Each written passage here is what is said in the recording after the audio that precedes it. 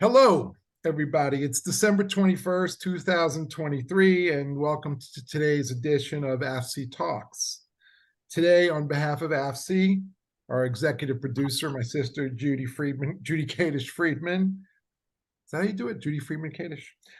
It's my pleasure to welcome our guest and longtime AFSI friend, Yehuda and partner, Yehuda HaKohen.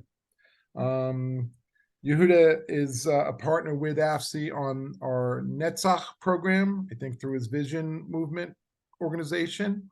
And he'll be able to explain a lot more about what's going on with Netzah program. And he's also, which the objective is to connect Jewish students to Judea and Samaria and a whole Israel, working with students on their gap year programs. But again, he'll speak more to that. In addition to that, today I'd asked Yehuda really to give us an update on what's going on the ground, day 75, 76 since the October 7th invasion, from the Gaza Strip, and what's going on there, and thoughts on what's going forward, how things are going to resolve themselves, what's going to be going on after all the activity quiets down, and hopefully Israel takes out Hamas. With that, I'm going to introduce and say thank you, Yehuda, for joining us, and the floor is yours. All right. Well, first of all, Ken, thanks for having me. I don't see anyone joining us. I assume there are people here, or no? This will just be you and I, and it'll be shared. I see. Okay. Sorry. I usually on these Zoom things, you have like a whole bunch of Brady Bunch faces. So right. This is the AFSI Talks program is really just a little more intimate chat. I'm sure Judy's going to be continuing to host Zooms. I think she has one coming up next week, and that might be we do that another time. But this is just me and you, just kind of a chat to be shared. Got it. All right. So first of all, thank you for having me. And in terms of what's happening here, I think there are a few things happening that I think need to be understood and contextualized. One is just the obvious, well, what's obvious to some of us is that the entire protest movement that was opposing judicial reform and trying to take down the government has essentially morphed into the movement to free the hostages. And that's problematic for many reasons. Nobody wants to be against freeing the hostages. Everybody wants the hostages home, and everybody is concerned about their safe return.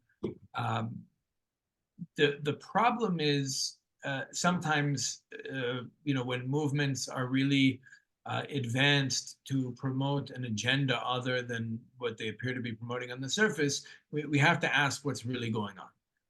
From my perspective, this is something that's designed to take down Netanyahu and to take down this government. And I think that's something we should be resisting. I've never in my life voted for Bibi Netanyahu, but I can't think of anyone better to steer the ship right now. Like, I really can't think of any potential national leader that I would trust to really advance our national interests in the face of all the challenges we're confronted with right now, including American pressure, including military pressure from Hamas, Hezbollah, the Houthis, potentially Iran itself. I think that Netanyahu is he's the only leader I could think of, and I'm including potential leaders like Naftali Bennett, Gideon Sa'ar, and certainly Benny Gantz and Yair Lapid. I think it's of those five figures, it's only Netanyahu that I trust not only to be able to fight the war while maneuvering the international situation, but also I think Netanyahu is the only candidate for prime minister that is aware of the fact that the United States is actually a bad actor more often than not here, and that a lot of the problems we have are the result of U.S. pressure. I personally don't think it's a partisan thing. I think it's bipartisan. Even Trump blamed Netanyahu for thwarting his deal of the century, for derailing his deal of the century. And I think Netanyahu has figured out that it's been consistent American policy to force us into a two-state solution for decades. And I think he's not Shamir, he's not Yitzhak Shamir, he's not going to say no to Washington. He tried when in the 90s when he was first prime minister, and Clinton really wiped the floor with him. I think what Bibi figured out when he came back to office in 2009 is, and this is unique to him, this is his style of leadership and his style of I would say outmaneuvering the Americans, is actually saying yes to them. He even got up at Bar-Ilan University and said yes to a Palestinian state and yes to a two-state solution, but doing everything in his power to make it not work.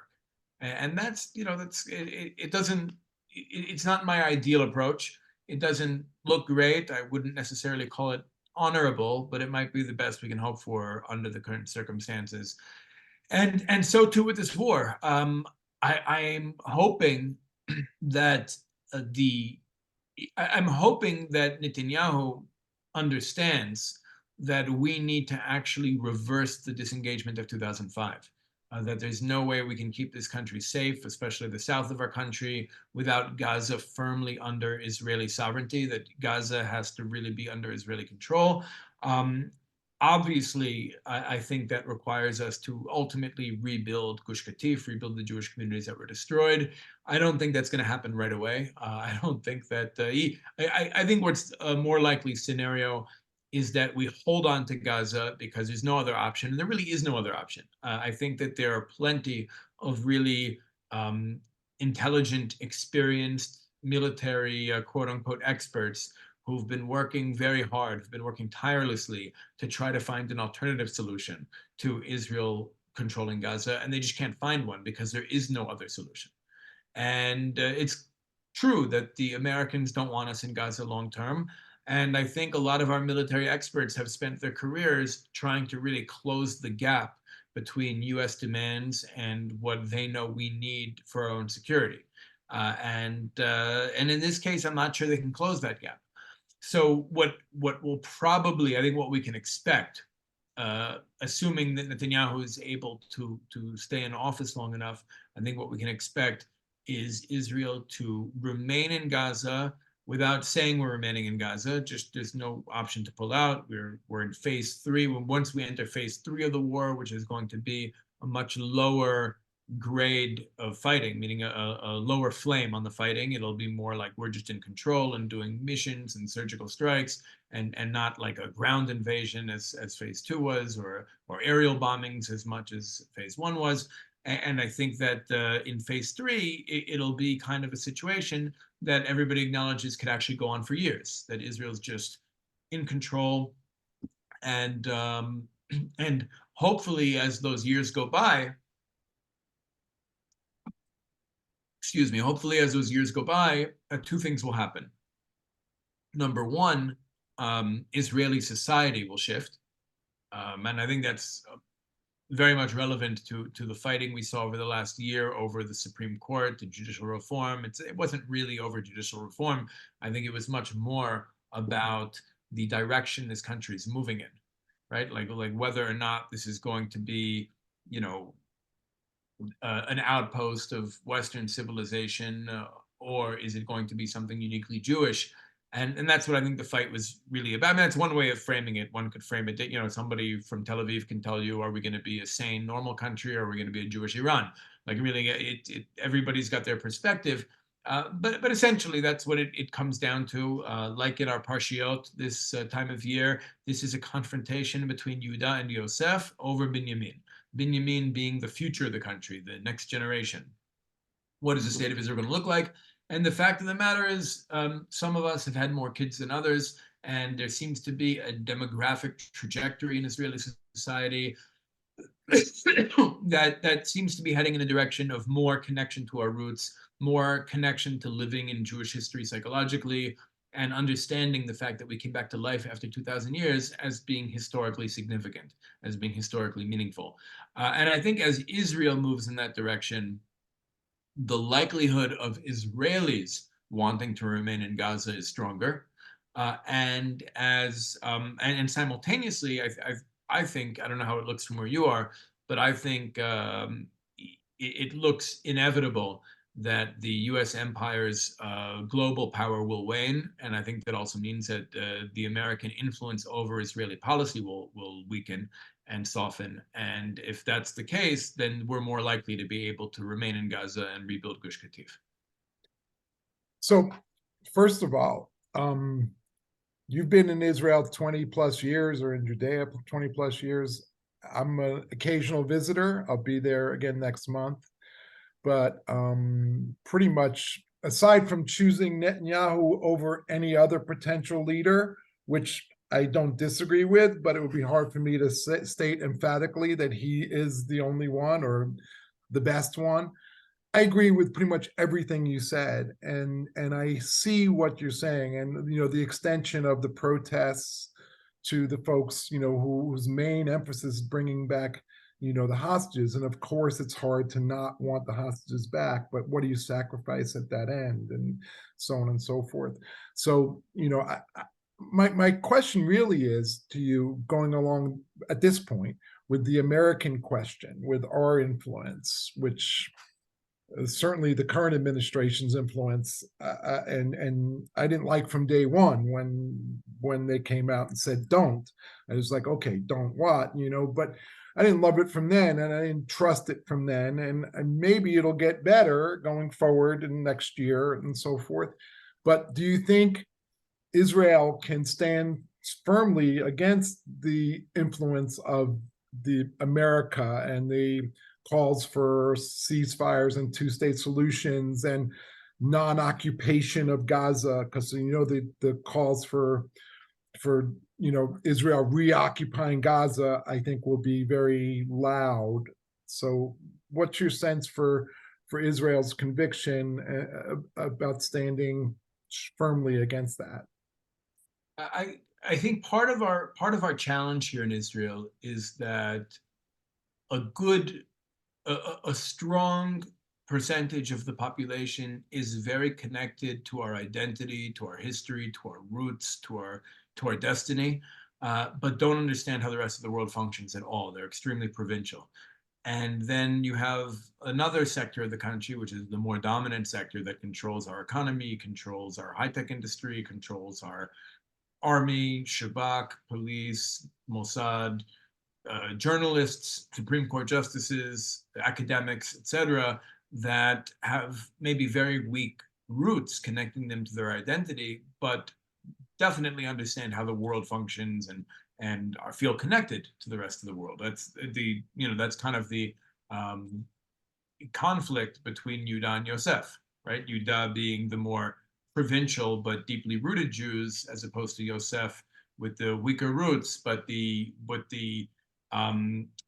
more of an affinity for the dominant civilization of any given period, and in this case, it's the West. And I think that what our choices are right now, we don't have the choice between a leader who will stand up and frontally resist U.S. pressure versus a leader who won't. I don't see that. We had Yitzhak Shamir once upon a time, who I think did frontally resist U.S. pressure and ultimately paid a price for it. George H.W. Bush and James Baker interfered in our political system to get Shamir out. And there's a book, actually, Moshe Arens wrote a book called Broken Covenant about that story, if anybody's interested in learning about that. But what we do have a choice between is a prime minister who understands that the Americans can often be a hostile actor versus prime ministerial candidates who don't even understand that. Even Naftali Bennett, I want to emphasize, when Bennett was prime minister, I remember he went to Washington for some meetings and then he came back, and this was on the radio. He spoke to his cabinet and he expressed shock.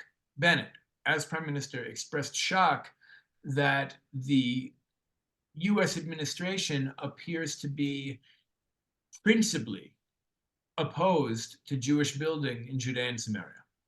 And now the reason why that's concerning to me is because Bennett marketed himself for years as the leader of the struggle for the land of Israel. And if he's the leader of the struggle for the land of Israel, but doesn't even understand who the main opposition force is, meaning the only reason why we haven't built 20 Ariels, in Judea and Samaria, in the last 50 years, is because of US pressure not to. And if that pressure disappeared, we would be doing what we believe to be in our interests. We wouldn't have generals and politicians trying to rethink our interests in order to conform to the interests of our patron, but would actually chart a course based on what our real national interests are. And of course, our true national interests require us to be in the cradle of Jewish civilization, not only for historical and emotional and national reasons, but also because we need to be able to defend the most densely populated cities in our country. And we can't do that if we give up the mountains overlooking Tel Aviv and Jerusalem. So I think it's very clear that it's in our interest to hold on to the lands we won in 1967. And we do need to resist any pressure to give up that territory. But I think the best we can hope for right now, and again, I'm not proud of this. It's unfortunate.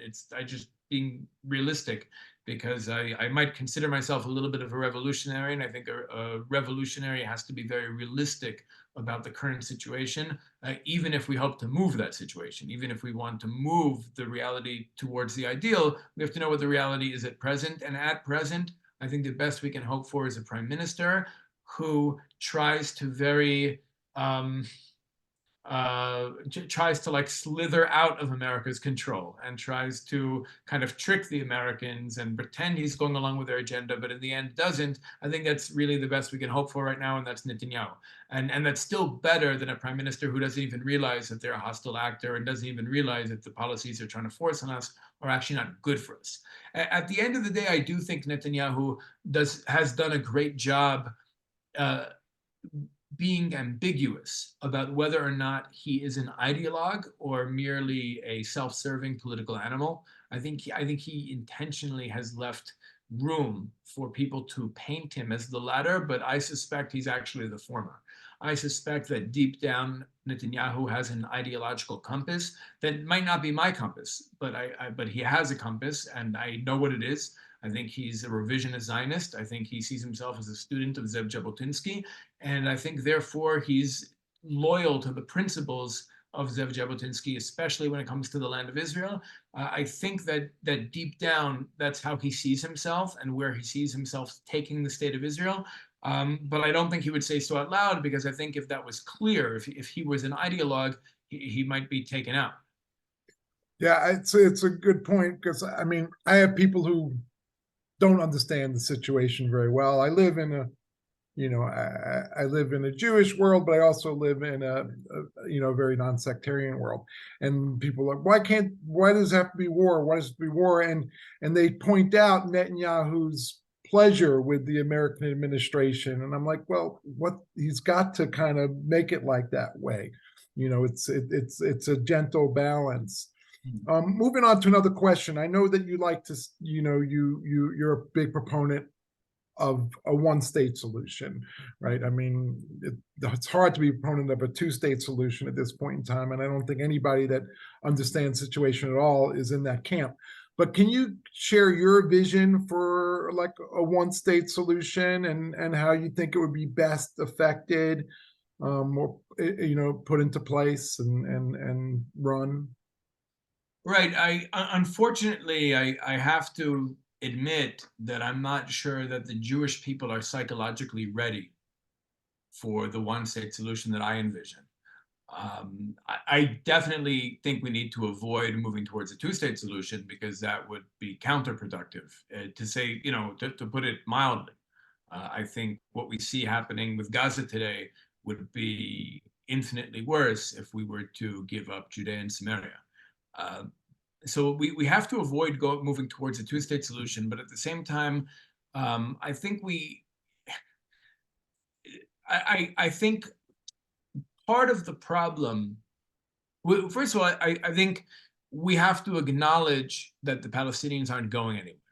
Now, even if maybe one day they do go somewhere, right now we need to function with the assumption they're not going anywhere. And whatever plans we make have to be based on the fact that they're not going anywhere. I think that one of the mistakes of the last 30, 40 years is that our ambassadors, Israeli society's ambassadors to Palestinian society and the broader Arab world, has been our most like westernized diplomats. And I think that the Jews who should be managing our relations with our neighbors should actually be the Jews who are often vilified or denigrated as the Jewish extremists, whether we're talking about the Jews from places like Yitzhar, Jews from Hebron, Jews from Bat Ayin. These are the Jews who I think are best suited to manage our relationships with our neighbors, and they should be pushed into the role of peacemaker. Like I would like to see the Jews of Yitzhar pushed into the role of peacemaker, and I think they would actually have a much more productive and fruitful relationship with our Palestinian counterparts, including the, I don't want to say Hamas members, because I think Hamas needs to be totally obliterated at this point, but the more, let's say, Islamic-oriented Palestinians, which is not all of them. In my experience, I've been working with Palestinians for roughly 15 years. I know plenty of communists over there. I know plenty of anarchists over there. I know plenty of very serious Muslims over there. But I think that ultimately, the only way we can engage them effectively is to know who we are first, and to be really connected to our identity and to our roots, and know what our aspirations are. Like a lot of people like to talk, a lot of Jews like to talk about, well, what's the Hamas agenda? What's the PLO agenda? What's the Iranian agenda? What's the American agenda? The most important agenda, as far as I'm concerned, is the Jewish agenda. We have to figure out what we want. What do we want to see here? What do we want to see 30 years from now existing in this country? And once we have a clear vision for where this needs to go, then everything we could do, whether it's peace, whether it's war, whether it's this economic move or that diplomatic move, whatever we do, it needs to be in the service of the vision we set for ourselves, what we want to see this country be in 20, 30, 50 years. And that's the difference between being a pawn and being a player. Is it the connection to the land of the people, such as that you're alluding to, from Hebron, Yitzhar, parts of Judea? That's part of it. I think connection to the land is a big part of it, but also it's a question of values, mentality. I think there are certain Jews and certain Jewish communities that have done a much better job. I guess the word I'd use is indigenizing. Like, for example, if our ancestors from 2,000 or 3,000 years ago were to come here in a time machine, they might have trouble recognizing Tel Aviv and the Jewishness of Tel Aviv. First of all, I made the joke on Hanukkah that if Yehuda Maccabi were to come here in a time machine, he might assume that Hezbollah are the Jews at first. But I think that the Jews living in places like Hebron or Yitzhar will be clearly recognizable to our ancestors as just continuations of them. Okay, this is us. These are our people. These are the people who think like they're from here. These are people who behave like they're from here. These are people who are deeply rooted, not just geographically, but in our culture, in our values, in the worldview of our ancestors. They're looking at the world and political and social events and issues through the lens of the same lens that our prophets and sages looked at the world through, meaning they're looking at the world through a very Jewish lens and not through the lens of Western liberalism. And I think that a lot of our decision makers, a lot of our policymakers, including Netanyahu to a certain extent, are still looking at the world through the lens of Western liberalism. And when I say liberalism, I don't mean liberal as opposed to conservative. I mean like liberal philosophy. I mean like including Republican and Democratic positions. And I think that ideology, that ideological paradigm of liberalism is something that works for some civilizations, and I think it might even have a role to play in our civilization, but it can't be the only ideological paradigm here, and it certainly shouldn't be the ideological paradigm that is guiding the decisions and perspectives of those who are engaging with our neighbors, who are certainly not looking at the world through that lens. I know we could keep on going. There's so much. I've listened to you speak a lot lately, and I know there's so much to say. And I also know that you're coming this way stateside, and I'm going to Israel shortly for a few weeks. So hopefully, maybe our paths will cross one side or the other. But in the meantime, I wanted to go on to the next topic of Netzach. It's a program that was named after my mom, Helen Freedman. The Helen Freedman Netzah Program, and that in conjunction, the two of you with Sister Judy got started with this thing a handful of years ago. There was some interruptions due to COVID restrictions and so forth. But I know it was a very important program to her, and I understand that you work with young students throughout. That's what seems like you mostly do. So maybe you can talk about your vision movement a little bit, and then the connection to Netzach and what's going on and what the goals and objectives of the Netzach program are. Right. So I'll start with, I'll say a couple words about the vision movement more broadly, just to contextualize where Netzach fits in. The vision movement is really all about training young Jews to really figure out what the next goals of Jewish liberation are. Meaning, if you were to take almost every piece of Zionist literature, whether we're talking about Herzl or Ahad Ha'am or Jabotinsky or whoever, they're dealing with a situation that the Jews were in 100 years ago that we're not in anymore.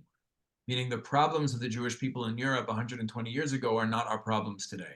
And largely because of Zionism's success. I would say that Zionism was a very successful Jewish liberation movement that did things that were really uncanny, impossible, miraculous, like brought us back to life after 2,000 years, transformed us from a gas to a solid again.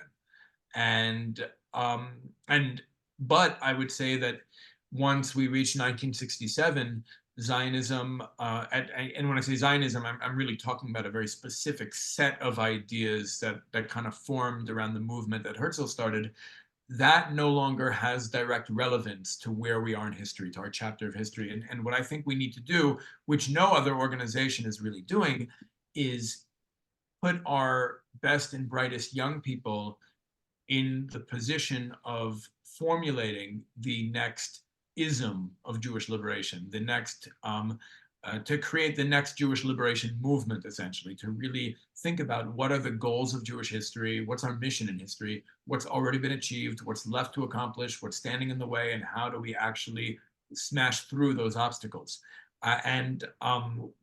So I noticed that simultaneously, the organized Jewish world, the organized pro-Israel world, has really been losing our best and brightest, meaning most of the thoughtful, intelligent, politically oriented young Jews, even coming from Orthodox Jewish day schools, have been gravitating towards organizations like J Street, and others over the last several years, because for a number of reasons. I think a lot of the Hasbara industry really speaks to the lowest common denominator. They're not really speaking to the quote unquote smart kids. And I think that I think that there are kids who are really turned off by that and looking for something more sophisticated, more nuanced. And that's really where we come in. We basically say these kids who are being turned off by the more like I guess dogmatic, classic Hasbara organizations, they should be thought leaders in actually figuring out how we move forward. And we've created programs really tailored to that type of student, the type of young Jew who actually could be a leader and should be a leader in formulating where we're going next. And we have many programs, around this goal. And one of them is the Helen Freedman Netzah Program, which is really geared towards the type of a Jewish student who's post-high school, not yet in university, is either here on a gap year between high school and college, or a university student studying abroad, and in Israel for the year, the semester, whatever, and really trying to, one of the main goals of this program is to really make Jewish history the movie that they're living in. Meaning we're all kind of living in a movie, and you know, we're a lot of Jews in the United States, for example, are living in the story of the American dream, right? That's like the story they're living in. That's the basic context. And they, as an individual, or they as a Jew, are trying to achieve upward mobility. You know, go to a great college, make lots of money, marry a beautiful wife, or marry a great guy, and, you know, be successful according to the American yardstick of what success means. And that's a story they're living in. And so you have Jews who do that and want that. Some of them have kippot, some of them have Shabbat every week, some of them have a minyan every morning, and might even learn some Torah afterwards, but they're still living in the ideological context of somebody else's civilization. So a lot of what we try to do on the Helen Freedman Netzah program is to shift their ideological paradigm so they're now living in the story of Jewish history. They're living, their reality, their context is that the people of Israel have come back to life after 2,000 years and are now rebuilding Hebrew civilization, and they have the opportunity to participate in that meaningfully, to actually contribute, because it's not like our revolution is over. You know, I would say the Zionist phase, the phase of us coming back and rebuilding the material vessel, the state, the army, the economy, you know, or the transportation system, the education system, the healthcare system, we did all that. Zionism did all that, but now we need to really figure out what our identity is. You know, one of the arguments I often bring is that we need to engage, like any nation who achieves liberation, we need to engage in a post-colonial process. We need to figure out who we are, what kind of country we're trying to create here. We also need to address our trauma, because we, especially Ashkenazi Jews, but not only, came back to this country with a lot of trauma. And I think that's something that needs to be addressed. I think it's something we haven't addressed yet. And I think if we're able to address that, we'll have a much easier time, becoming comfortable with power, because we have power for the first time in 2,000 years, and also figuring out who we really want to be, like what our goals are, what this state is supposed to be about. So that's really what the Helen Freedman Netzah program is all about, is really shifting the story that young Jews are living in, so that they see themselves not necessarily as characters in achieving the American dream, but really characters in the drama of Jewish history. And then things like Aliyah, things like supporting the Jews of Judea and Samaria, these things come automatically. Like, I always find that it's much less effective to just argue with people endlessly about why we should keep our land, or why one should make Aliyah, or whatever it is. I think those arguments are much less effective than actually shifting the lens through which they're looking at reality, through which they're understanding themselves, through, you know, the very question of what they're doing here, right? Like when you get a young Jew, especially an intelligent, talented young Jew, to really think about, what am I doing here? Why did Hashem put me into the world? I was placed into the world, into one of the most amazing chapters of my people's story for the first time in thousands of years. We are not only in our land, but we possess our land. We have political sovereignty over our land. The Hebrew language has been reborn. We have things that our ancestors of only 200, 300, 800 years ago would have had to really struggle to believe could even happen. And here we are, and we need to figure out how to drive it forward, because it's obviously not finished, and it's awaiting the heroes of this chapter, and we need to train our youth to become the heroes of this chapter. So that's really what we try to accomplish on the Netzach program. Practically speaking, we connect them to Jewish communities in Judea and Samaria, some of the more, I guess for lack of a better term, edgy communities in Judea and Samaria, places that are a little off the beaten path, places that their program might not bring them to, places that might be considered a little bit extreme or a little bit scary, but it's specifically in these places that I think we can actually experience the most ideological growth. It's fantastic to hear the energy behind that. I'm so glad that you and AFSI, Judy, I look forward to helping you with that program. You know, it was very important to Helen. She, you know, the Chizuk missions that she's been running, or that AFSI's been running now for, I guess, 30 years or so, that was the mission of the Hizuk missions. That's to get to those edgy places to support those people. And this was a way, I know, to try to get the younger generations, giving them a taste, even if it was just for a Shabbaton, a weekend, an overnight visit with families, and to see life there. So I'm thrilled that it's going on.